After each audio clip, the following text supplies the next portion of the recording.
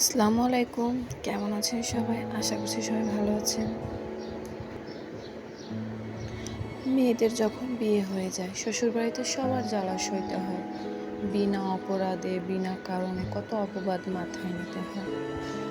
ছেলে যখন প্রতিবাদ করতে যায় তার বউকে এগুলো কেন বলা হয়েছে যদি প্রশ্ন করতে যায়, উল্টো দিক থেকে প্রশ্ন আসে, তোকে না খাইয়ে দাইয়ে মানুষ করেছি, লেখাপড়া করিয়েছি। তোকে কে লেখাপড়া করিয়েছে? তোর শ্বশুরবাড়ির লোকজন? তোকে মানুষ করেছে কি তোর বউ? এটা কোন ধরনের কথা?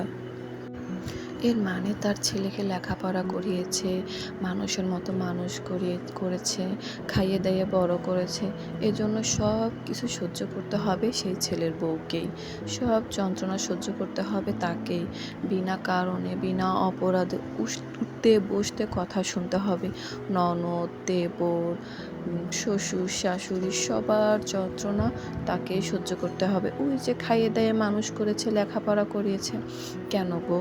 এই বউটা কি অনলাইন থেকে এসেছে, নাকি অনলাইন থেকে অর্ডার করে আনা হয়েছে, নাকি কুরিয়ার সার্ভিসের মাধ্যমে সেই মেয়েটাকে আনা হয়েছে?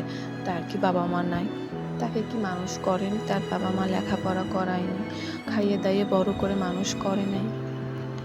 একটা ছেলেকে বিয়ে দেওয়ার পরে বাবা মার দায়িত্ব কিন্তু শেষ হয়ে যায়। একটা মেয়েকে বিয়ে দেওয়ার পরে কিন্তু বাবা মার দায়িত্ব শেষ হয় না, তখন নতুন যুদ্ধ শুরু হয়ে যায়।